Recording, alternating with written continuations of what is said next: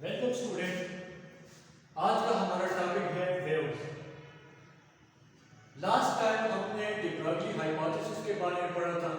अगर हम उसको थोड़ा सा रिकॉल करें तो हमारे पास था de Broglie हाइपोथेसिस था a moving particle have a wave associated with it। de Broglie ने हम हाइपोथेसिस दिया था कि हर मूविंग पार्टिकल के साथ एक वेव एसोसिएटेड है। अगर वेव एसोसिएटेड है तो लाजमी सी बात है उसका वेवलेंथ होगा। तो de Broglie ने कहा कि उसका वेवलेंथ हमारे पास lambda is equal to H P, और पी को हम यहाँ पे यूं लिख सकते हैं गामा एम नॉट वी। यहाँ पे M not velocity of the electron है, V velocity of the electron है। यहाँ पे हम एम को यूं लिख सकते हैं gamma m naught 1 minus v divided by square. तो यहाँ पे जो मास है इसको हम रिलेटिविस्टिक मास कहते हैं। अब जो मूविंग पार्टिकल के साथ वेव एसोसिएटेड है उसको हम कहते हैं मैटर वेव्स। तो आज का जो हमारा टॉपिक होगा वो हम इस पे फोकस करेंगे, मैटर वेव्स। तो लास्ट टाइम हमने de Broglie हाइपोथेसिस के बारे में पढ़ा था, फिर वहां पे हमने de Broglie हाइपोथेसिस को टेस्ट किया था। मींस कि वहां पे फिर हमने डेविसन एंड जर्मन एक्सपेरिमेंट को वहां पे डिमॉन्स्ट्रेट किया था, जहां पे हमने देखा था कि वाकई पार्टिकल के साथ वेव एसोसिएटेड है। आज हम पढ़ेंगे matter waves. What is matter waves? अगर मैं इसको यहां पे लिखूं मैटर वेव्स, तो वेव, अगर मैं इस पे फोकस करूं वेव पे, तो वेव के बारे में आप लोग जानते हैं जब कभी वेव ट्रेवल करती है कोई भी वेव तो कोई क्वांटिटी चेंज होती है। ठीक है, अगर हम वाटर वेव्स की बात करें तो जब वाटर वेव्स चलती है तो उसमें वाटर का सरफेस वो चेंज होता है। अगर हम साउंड वेव्स की बात करें तो साउंड वेव्स जब चलती है तो वहां पे प्रेशर की वेरिएशन होती है। इसी तरह अगर हम इलेक्ट्रोमैग्नेटिक वेव्स की बात करें तो वहां पे इलेक्ट्रोमैग्नेटिक फील्ड चेंज होता है। तो हर एक वेव फिनोमेना में एक क्वांटिटी वेरी करता है। ठीक है, तो अगर हम मैटर वेव्स की बात करते हैं तो व्हाट दैट क्वांटिटी, ठीक है, what that quantity that will be change, जो कि वो कौन सी क्वांटिटी होगी मैटर वेव्स के लिए जिसकी वेरिएशन मैटर वेव्स बनाएगी। ठीक है, तो यहां पे हम ये पॉइंट लिख लेते हैं कि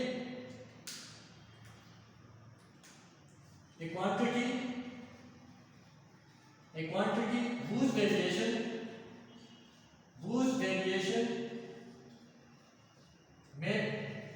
make up matter wave is called wave function।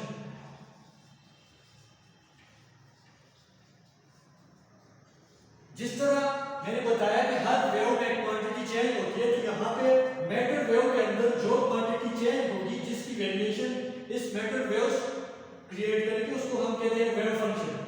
अब व्हाट इज वेव फंक्शन? अगर मैं यहाँ पे ये क्वेश्चन लिखूं कि what is wave function, what is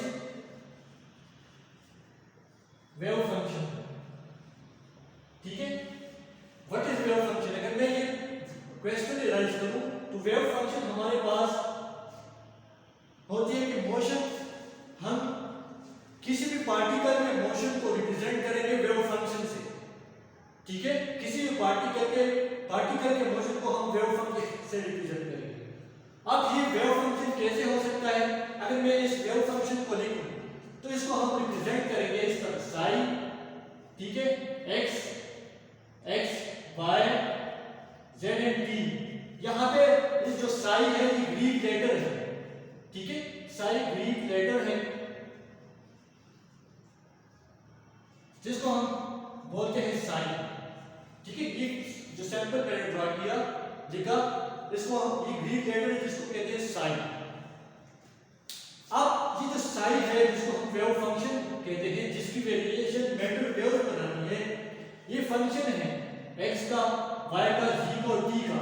ये हमें बताएगा कि वो पार्टिकल की पोजीशन यहाँ पे एक्स वाई जी पोजीशन हमें बताता है, ठीक है। और टी जो हमारे पास यहाँ पे है वो टाइम है। तो वेव फंक्शन जो है वो फंक्शन होगा एक्स वाई जी का या पोजीशन का और टाइम का। तो वेव फंक्शन हमारे पास दो चीजों का फंक्शन होगा, पोजीशन एंड टाइम, ठीक है। अब अगर ये वेव फंक्शन है तो इसकी क्या सिग्निफिकेंस है, तो यहां पे हम ये पॉइंट लिख देते हैं कि wave function psi has no physical significance.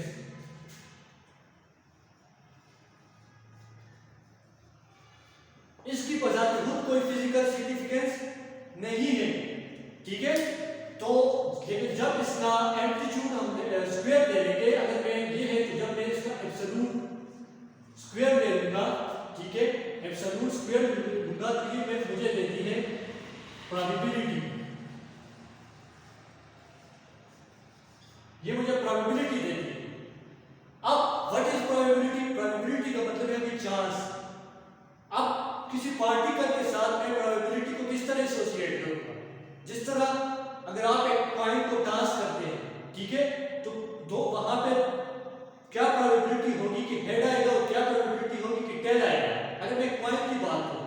लेकिन क्योंकि यहाँ पे हमारे पास मूविंग पार्टिकल है, ठीक है, तो मूविंग पार्टिकल के साथ हम प्रोबेबिलिटी को किस तरह मेजर करेंगे? अब ये हमें बताएगा कि कितनी प्रोबेबिलिटी है कि पार्टिकल यहां से इस पॉइंट में दाई करेगा, या दूसरे लफ्जों में ये हमें बताएगा कि व्हाट इज द प्रोबेबिलिटी, कितनी परसेंट चांस है कि पार्टिकल x, y और z पॉइंट पे हो, ठीक है। तो प्रोबेबिलिटी की वैल्यू हमारे पास या तो 0 होगी। अगर प्रोबेबिलिटी की वैल्यू 0 होगी तो इसका मतलब है कि पार्टिकल वहां पे एग्जिस्ट नहीं करता। लेकिन अगर प्रोबेबिलिटी की वैल्यू 1 हो तो इसका मतलब है कि पार्टिकल वहां पे एग्जिस्ट करता है।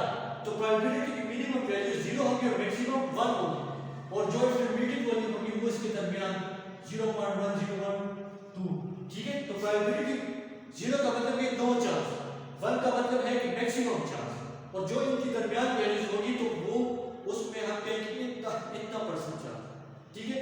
अब तो साइन स्क्वायर, जब मैंने यहां पे बताया कि साइन है नो फिजिकल सिग्निफिकेंस, साइन की बजाय तो कोई फिजिकल सिग्निफिकेंस नहीं है, लेकिन जब हम इसका स्क्वायर ले लेंगे तो ये हमें प्रोबेबिलिटी शो करेगी, ठीक है। अब अगर साइन स्क्वायर हमारे पास किसकी प्रोबेबिलिटी शो करेगा? उस पार्टिकल की। तो आया पार्टिकल कि इतना चांस है कि पार्टिकल इस पॉइंट पे है, इतना चांस है कि पार्टिकल इस पॉइंट पे है, ठीक है, इतना चांस है कि पार्टिकल किसी और पॉइंट पे। तो साइन हमें प्रोबेबिलिटी या चांस ऑफ द पार्टिकल बताएगी, ठीक है।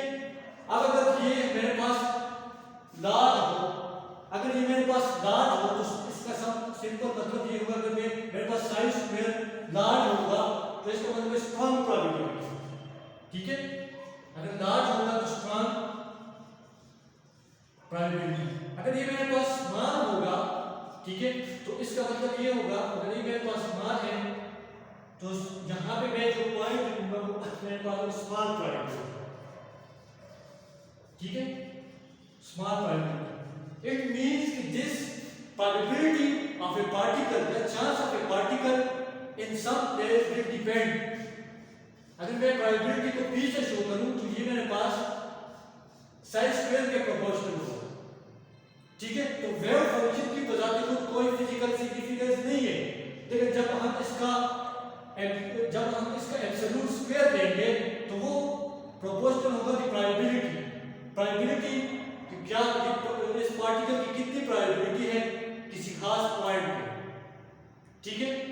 अब आगे हम पढ़ते हैं, अगर हमारे पास हर पार्टिकल के साथ वेव एसोसिएटेड है और उस वेव को अगर हम वेव फंक्शन से रिप्रेजेंट करेंगे जिसकी प्रोबेबिलिटी, जिसका एब्सोल्यूट स्क्वायर हमें प्रोबेबिलिटी बताएगा, तो वो जो वेव है, सवाल ये पैदा होता है कि वो वेव किस स्पीड के साथ ट्रेवल करेगी, ठीक है।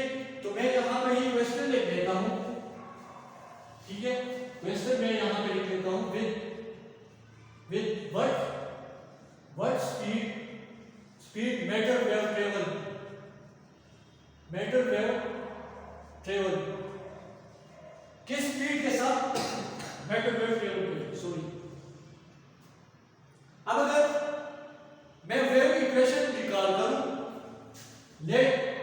अगर वो स्पीड vp है कि अगर मैटर वेव इस vp स्पीड से ट्रेवल करती है, जहां पे vp फेज स्पीड है या फेज वेलोसिटी है। अब अगर मैं vp को लिख लूं तो मेरे पास vp is equal to mu lambda होता है, ये इक्वेशन आपको अपनी पढ़ी होगी। Velocity of the wave is equal to frequency and into wavelength. तो यहाँ पे म्यू जो है ये फ्रीक्वेंसी को शो करता है और लैम्डा वेवलेंथ को। ठीक है, अब इसको मैं इक्वेशन 1 का नाम देता हूं। हम मैटर वेव की जो स्पीड कैलकुलेट कर रहे हैं, अगर मैं इसको इक्वेशन 1 का नाम दूं तो मेरे पास अब मैं फ्रीक्वेंसी की वैल्यू फाइंड कर सकता हूं। हमें पता है E is equal to E, हमें पता है E is equal to h mu होता है। ठीक है, E is equal to h mu होता है।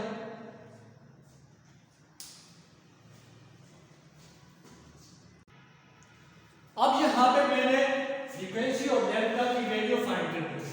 तो डी ब्रोगली हाइपोथेसिस के मुताबिक लैम्डा हमारे पास इसके बराबर है। तो मैं इस लैम्डा को यहाँ पे निकाल करूँ तो लैम्डा इज इक्वल टू, ठीक है, लैम्डा मेरे पास h डी ब्रोगली हाइपोथेसिस के गामा m नॉट v इसके बराबर है। ठीक है, इसी तरह फ्रीक्वेंसी, तो फ्रीक्वेंसी मेरे पास बराबर होगा यहाँ पे E is equal to h भी होती है। ठीक है, ये चीज हमने ब्लैक बॉडी रेडिएशन के अंदर पढ़ी थी, h भी। और इसी E को मैं जब इलेक्ट्रॉन के लिए लिखूंगा तो E मेरे पास होगा gamma m not c square. Einstein का जो मास एनर्जी रिलेशन है उसको मैं यूं लिख सकता हूं। तो जब मैं इन दोनों वैल्यूज को कंपेयर करूंगा तो मेरे पास आ जाएगा h म्यू, ठीक है, gamma m not c square. जब मैं इसको कंपेयर किया तो यहां से फ्रीक्वेंसी की वैल्यू मेरे पास आ जाएगी gamma m not c square divided by h। अब मैं इसको मैं a का नाम दे देता हूं, इसको मैं b का नाम दे देता हूं। पुटिंग यहां पे मैं इस तरह कर देता हूं कि using equation a and b into equation 1। जब मैं यहाँ इक्वेशन 1 के अंदर इसको पुट करूंगा तो मेरे पास आ जाएगा vp is equal to wavelength की वैल्यू मेरे पास फ्रीक्वेंसी की वैल्यू मेरे पास gamma m not c square divided by h। ठीक है, लैम्डा की value h divided by gamma m not v। ठीक है, यहां से जो चीजें कैंसिल होती है इसको हम कैंसिल कर देते हैं, m नॉट v। तो हमारे पास जो फेज वेलोसिटी आती है, अगर फेज वेलोसिटी मेरे पास आ जाएगी तो वो मेरे पास होगी vp is equal to c square divided by v। तो ये मेरे पास फेज वेलोसिटी आ गई। यहां से देखें कि v जो है वेलोसिटी ऑफ द पार्टिकल, उस पार्टिकल की वेलोसिटी। ठीक है, हम जानते हैं कि कोई भी पार्टिकल स्पीड ऑफ लाइट से ट्रेवल नहीं कर सकता। तो इसका मतलब ये हुआ कि दिस v जो कि वेलोसिटी ऑफ द पार्टिकल है वो बहुत ज्यादा स्मॉल होगा, किससे, c से। ठीक है, और ये यहाँ पे है डिनोमिनेटर में, तो c डिनोमिनेटर में, तो इसका मतलब है कि velocity of the matter wave will be much greater than c। ठीक है, तो लेकिन ये हमारे पास क्या है, ये हमारे पास अनएक्सपेक्टेड रिजल्ट है कि कोई भी वेव स्पीड ऑफ लाइट से ज्यादा ट्रेवल नहीं कर सकती। सिर्फ लाइट जो है, क्योंकि यहाँ पे c जो है स्पीड ऑफ लाइट है, तो vp हमारे पास मैटर वेव की वेलोसिटी है। ठीक है, तो यहाँ से ये पता चलता है कि मैटर वेव c से ज्यादा स्पीड से चलते हैं, तो ऐसा मुमकिन नहीं है। तो दिस इज अनएक्सपेक्टेड रिजल्ट।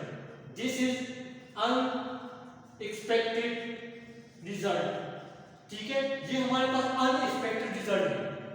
तो क्या कोई और वेलोसिटी हो सकती है जिसके साथ मैटर वेव्स ट्रेवल करें? ठीक है, इसने फेज वेलोसिटी ने तो हमें एन अनएक्सपेक्टेड रिजल्ट दिया। अब हम देखते हैं कि क्या कोई दूसरी वेलोसिटी हो सकती है या कोई ऐसा मैकेनिज्म है जिसके जरिए हम मैटर वेव के लिए कोई एक्सपेक्टेड स्पीड कैलकुलेट कर लें। तो यस, ठीक है। लेकिन यहाँ पे देख लें कि यहाँ पे जो फेज वेलोसिटी है वो मैटर वेव को रिप्रेजेंट नहीं कर रही, क्योंकि यहाँ पे जो सी से लेटर आ जाती है। तो हम देखते हैं कि हमारे पास कोई और इस तरह पॉसिबिलिटी है कि हम speed of the matter wave calculate कर लें। तो यस, ठीक है। तो हम अब हमारा टास्क अब वो होगा स्पीड ऑफ मैटर वेव को कैलकुलेट करना है, ठीक है। तो हमारा टास्क नेक्स्ट टास्क हमारा ये है स्पीड ऑफ मैटर वेव, ठीक है।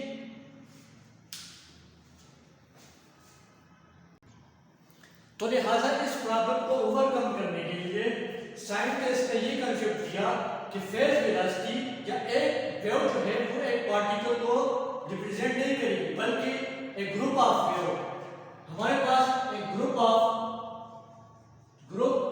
वेव्स जिसको हम कहते हैं कार्ड वेव ग्रुप और wave packet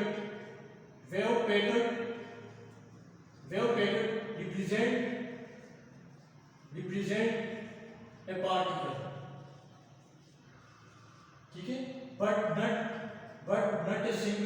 but not a single wave, ठीक है।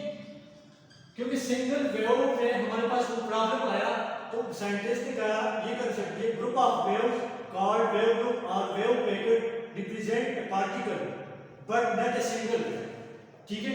अब अगर ग्रुप ऑफ, तो यहां से ये क्वेश्चन राइज होता है कि ग्रुप ऑफ वेव्स किस तरह प्रोड्यूस होगी या वेव ग्रुप किस तरह प्रोड्यूस होगी, ठीक है। तो आप लोगों ने एक फिनोमेना पढ़ा था बीट्स का। बीट्स किसे कहते हैं? अगर मैं यहां पे बीट्स को थोड़ा सा एक्सप्लेन कर दूं तो बीट्स हमारे पास superposition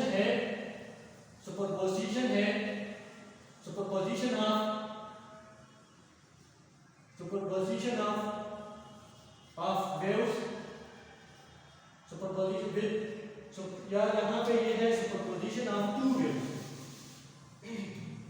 superposition of two waves which have slightly different frequency। अगर आप लोग बीट्स का फिनोमेना आप लोगों ने वेव्स एंड ऑसिलेशन कोर्स में पढ़ा होगा, तो वहां पे हम बीट्स कहते हैं superposition of two waves which have slightly different frequency। तो अगर दो वेव्स इस तरह सुपर इंपोज करें जिनकी फ्रीक्वेंसी हमारे पास, जिनकी दोनों की फ्रीक्वेंसी में हमारे पास अगर स्लाइटली फर्क हो, थोड़ा सा फर्क हो, तो वो जब सुपर इंपोज करेंगे तो हमारे पास बीट्स का कंसेप्ट होगा। अब इसको हम किस तरह कर सकते हैं? अगर मेरे पास फॉर एग्जांपल ये एक वेव मेरे पास ये है, ठीक है, और एक वेव मेरे पास ये है, ठीक है। ये मेरे पास दो वेव्स हैं, दोनों की फ्रीक्वेंसी में बहुत थोड़ा सा फर्क है। मींस कि अगर एक की फ्रीक्वेंसी मेरे पास 50 हर्ट्ज है तो दूसरी की 52 हर्ट्ज होगी, स्मॉल डिफरेंस होगा, ठीक है। तो जब ये सुपरइम्पोज करेगी तो इसका जो रिजल्ट होगा, इसका रिजल्ट हम यूं बीट्स का फिनोमेना अगर हम वो करें तो बाज़ जगहों पे एम्पलीट्यूड मिनिमम हो जाएगा, बाज़ जगहों पे एम्पलीट्यूड मैक्सिमम हो जाएगा। तो ये हमारे पास बीट्स का फिनोमेना इस तरह होता है, ठीक है। अब जब दो वेव्स कंबाइन होंगी तो हमारे पास एक रिजल्टेंट वेव हमें मिलेगा, इसको हम कहेंगे वेव ग्रुप और वेव पैकेट। अगर मैं इसी डायग्राम को दोबारा यहां पे ड्रा कर दूं इसी को, तो ये मेरे पास कुछ इस तरह आ जाएगा।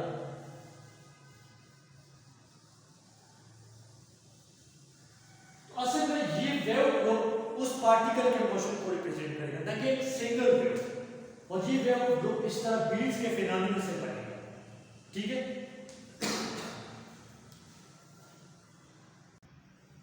अब अगर यहां पे मेरे पास जो ये वेव था, अगर इसको मैं Vp1 के इसकी स्पीड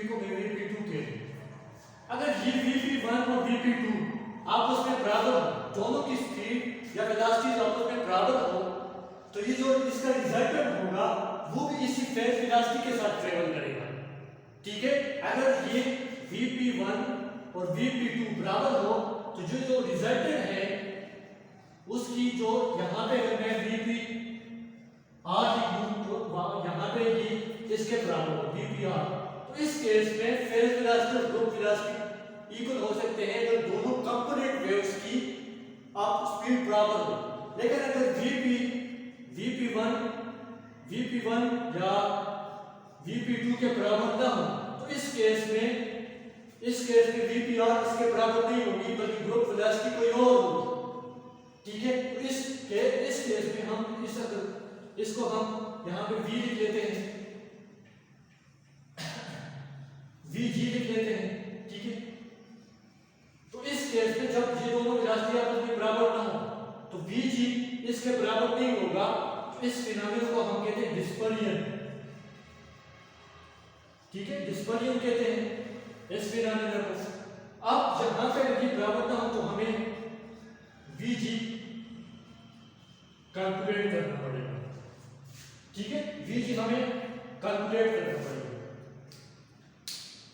अब मैं दो वेव लेता हूं। अगर मैंने दो वेव, इस वेव के लिए मैं यहाँ पे लिख लेता हूं, इस वेव के लिए मेरे पास y इक्वल टू जो वेव इक्वेशन है वो मेरे पास है ym cos kx minus omega t। ठीक है, ये इक्वेशन है। यहाँ पे जो फेज वेलोसिटी थी Vp equal to omega by k है। ठीक है, अगर मैं दूसरे वेव के लिए यहाँ पे लिखूं तो मेरे पास, अगर मैं इसको y1 के लिए मेरे पास y1 और मेरे पास y2, तो y2 के लिए मेरे पास ym cos। अब यहाँ पे जो ये है तो ये इससे फ्रीक्वेंसी में थोड़ा डिफरेंट है। ठीक है, तो जब फ्रीक्वेंसी का थोड़ा डिफरेंट है तो हम इसको लिखेंगे k प्लस डेल्टा k। इसके लिए जो वेव वेक्टर है वो k है, इसके लिए k प्लस डेल्टा k है, तो मैंने यहाँ पे इसके लिए लिखा। इसी तरह इसके लिए जो फ्रीक्वेंसी है ओमेगा है, इसके लिए फ्रीक्वेंसी थोड़ा सा चेंज होगा स्लाइटली, वहां पे हम लिखते हैं ओमेगा प्लस डेल ओमेगा और t। अब सुपरपोजिशन प्रिंसिपल के मुताबिक जब आपस में ये सुपरइम्पोज करेंगे और इससे ये वेव बनेगा तो मैं इसका डिस्प्लेसमेंट u लिख सकता हूँ y1 प्लस y2। तो जब मैं ये लिखूंगा तो मेरे पास y आ जाएगा ym, यहाँ दोनों में ym कांस्टेंट है तो मैं इसको कांस्टेंट लिख लेता हूँ cos kx minus omega t। ठीक है, और इसको जब मैं यहाँ पे लिखूंगा तो plus cos k plus delta k। ठीक है, और साथ में हमारे पास आ जाएगा माइनस ओमेगा यहाँ पे x। ठीक है, यहाँ पे माइनस ओमेगा डेल ओमेगा और t, ये हमारे पास आ जाएगा। अब यहाँ पे हम एक आइडेंटिटी यूज करते हैं जो कि हमारे पास है, यहाँ पे है cos अल्फा। अब trigonometric identity cos alpha plus cos beta is equal to 2। ठीक है, ये हमारे पास cos alpha plus beta by 2 cos alpha minus beta by 2। यहाँ पे ये ट्रिग्नोमेट्रिक फार्मूला यूज करेंगे। तो जब हम ये फार्मूला यहाँ पे यूज करेंगे, जब हम ये फार्मूला इस पे अप्लाई करेंगे तो हमारे पास जो स्टेप आ जाएगा वो हमारे पास ये आ जाएगा। ठीक है, वो वाला फार्मूला। यहाँ पे अल्फा जो है वो ये है, बीटा जो है, ठीक है, यहाँ पे cos अल्फा ये वाली टर्म है, cos बीटा ये वाली टर्म है। अल्फा हमारे पास ये आ जाएगा और बीटा हमारे पास ये आ जाएगा। अब जब हम ये वाला स्टेप यहाँ पे अप्लाई करेंगे तो हमारे पास ये बन जाएगा। ठीक है, अब हम कहते हैं कि डेल्टा, यहाँ पे हम एक असम्पशन कर देते हैं कि delta omega and delta K are small compare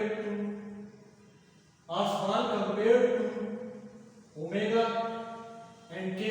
so we neglect, हम इसको निग्लेक्ट कर देते हैं यहाँ पे 2 ओमेगा, हम यहाँ पे 2 ओमेगा इसको निग्लेक्ट कर देते हैं 2 ओमेगा, यहाँ पे इसको 2 ओमेगा प्लस 10 ओमेगा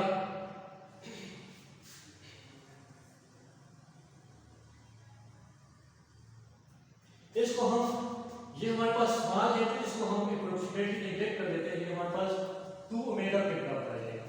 और इसी तरह हमारे पास 2k प्लस डेल्टा k ये हमारे पास आ जाएगा, ये हमारे पास 2 के बराबर भी आ जाएगा। तो जब हम ये अप्रोक्सीमेशन यहाँ पे पुट कर देंगे तो हमारे पास y is equal to 2yn cos, ठीक है, cos 2 यहाँ पे इस 2 के साथ कैंसिल, तो हमारे पास omega T kx minus omega T ये आ जाएगा एक साइड पे, ठीक है, या इसको हम यूं लिख सकते हैं omega T minus kx, omega T minus kx आ जाएगा। दूसरे साइड पे हमारे पास ये cos, ठीक है, इसके साथ हमारे पास cos डेल ओमेगा बाय 2 की ये मेरे पास आ जाएगा, साथ में माइनस डेल के एक्स डिवाइडेड बाय 2 ये मेरे पास आ जाएगा। यहाँ पे हमने ये अप्रोक्सीमेशन यूज की।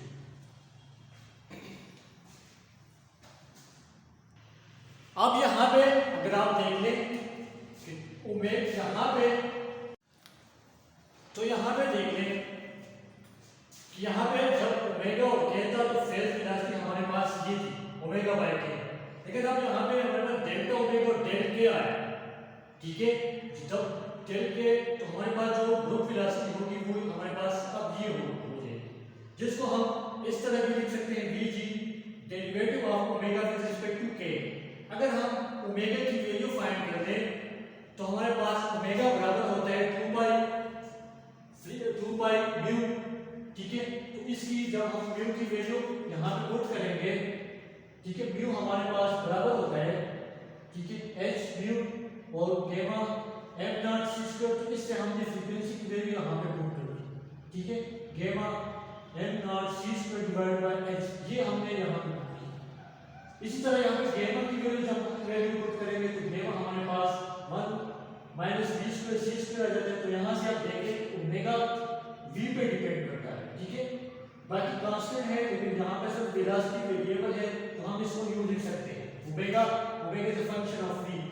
जब k की वैल्यू हम फाइंड करेंगे कि हमारे पास वेक्टर है तो k की वैल्यू हम यूं लिख सकते हैं 2 पाई ओवर लैम्डा, लैम्डा की वैल्यू हम डिब्रागी हाइपोथेसिस से लेंगे तो हमारे पास ये आ जाएगा। अब k से देखें कि k v पे डिपेंड करता है, तो k को हम यूं लिख सकते हैं k is a function of v। अब both omega and k are depending on v, ठीक है, दोनों v पे डिपेंड करते हैं, तो इसका मतलब ये हुआ कि हम इक्वेशन a के अंदर इसके नीचे भी dv डिवाइड कर लेंगे, इसके नीचे भी dv डिवाइड कर लेंगे। अब हम ओमेगा क्योंकि v पे डिपेंड करता है तो ओमेगा का हम डेरिवेटिव ले लेंगे with respect to v, k v पे डिपेंड करता है तो k का डेरिवेटिव हम ले लेंगे विद रिस्पेक्ट टू v, ठीक है। तो अब हम ये डेरिवेटिव नेक्स्ट क्लास हमारा होगा इसका डेरिवेटिव लेना। अब यहाँ पे हम इसको इक्वेशन b का नाम दे देते हैं, ठीक है, जब हम इसका डेरिवेटिव ले लेंगे ओमेगा की, ठीक है, ओमेगा हमारे पास ये है, इसका जब हम डेरिवेटिव ले लेंगे d1 dv, ठीक है, तो ये हमारे पास आ जाएगा। मैं यहाँ पे डायरेक्ट स्टेप्स लिख लेता हूँ, ये मेरे पास आ जाएगा 2 पाई mv 2 pi mv divided by, मैं इसको डायरेक्ट लिख देता हूँ h 1 minus v square c square, ठीक है, डिवाइड पावर 3/2। ये मैंने ओमेगा को डेरिवेट किया विद रिस्पेक्ट टू v, ठीक है। इसी तरह जब मैं k को डेरिवेट करूंगा विद रिस्पेक्ट टू v तो मेरे पास आ जाएगा dk, ठीक है, dk ओवर dv। अब ये k की वैल्यू v के लिहाज से डेरिवेट कर दो तो इसकी इसकी वैल्यू भी मैं यहाँ पे डायरेक्ट लिख लेता हूँ 2 pi m divided by h 1 minus v square h 1 minus v square c square, ये दोनों वैल्यू मेरे पास आ गई। ठीक है, अब जब इसको मैं putting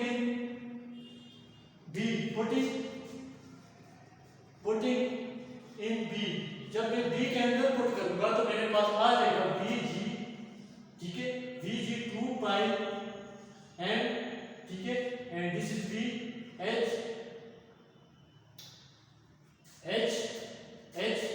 1 minus v square c square 3/2। ठीक है, ये मैंने इसकी जगह पुट की। अब इसको मैं u लिख सकता हूं vg is equal to this. अब d के dv की वैल्यू जब है 2 पाई m, ठीक है, h 1 minus v square c square 3/2। ठीक है, जब तो ये इसके साथ कैंसिल, ये इसके साथ कैंसिल, तो vg यहाँ पे हमारे पास एक इंटरेस्टिंग रिजल्ट आया।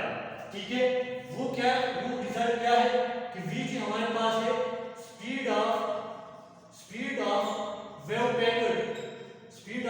पैकेट है या वेव ग्रुप। ठीक है, और v हमारे पास क्या है, वेलोसिटी ऑफ या speed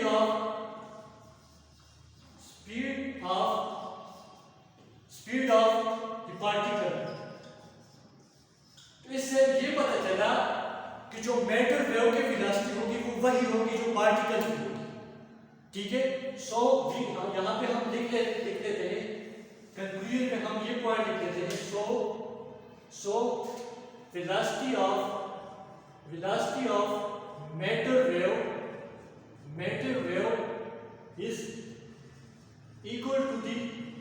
is equal to the velocity of the particle। यहां से हमें ये पता चला। ठीक है, यहाँ पे vg वेव पैकेट की स्पीड को रिप्रेजेंट कर रहा है, ये वेव पैकेट उस पार्टिकल को रिप्रेजेंट कर रहा है, और ये हमारे पास v के बराबर है जो कि स्पीड ऑफ पार्टिकल है। तो यहां से हमने ये पॉइंट लिखा कि velocity of matter wave is equal to the velocity of the particle। ठीक है, तो आज के इस लेक्चर में हमने de Broglie वेव को कंसीडर किया, मैटर वेव को कंसीडर किया, फिर उसकी हमने वेलोसिटी निकाली। सबसे पहले हमने फेज वेलोसिटी की बात की, लेकिन वहां पे हमें अनएक्सपेक्टेड रिजल्ट मिला। तो फिर हमने ग्रुप वेलोसिटी की बात की, फिर ग्रुप किस तरह बनते हैं, और फिर हम आने पे इस रिलेशन पे आ गए।